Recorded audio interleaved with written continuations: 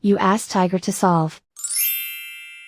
This deals with linear equations with one unknown. The final result is x equals 10. Let's solve it step by step. Simplify the expression.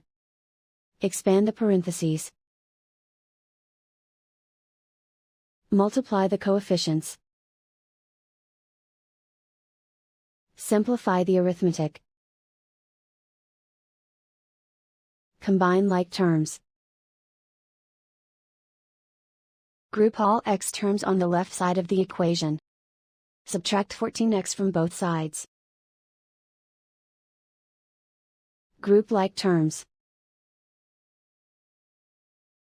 Simplify the arithmetic. Group like terms. Simplify the arithmetic. Group all constants on the right side of the equation. Add 48 to both sides. Simplify the arithmetic.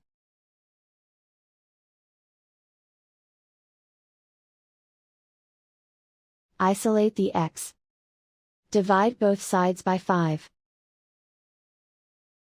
Simplify the fraction.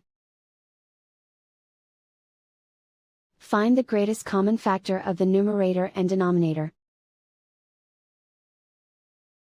Factor out and cancel the greatest common factor. And so the final result is x equals 10.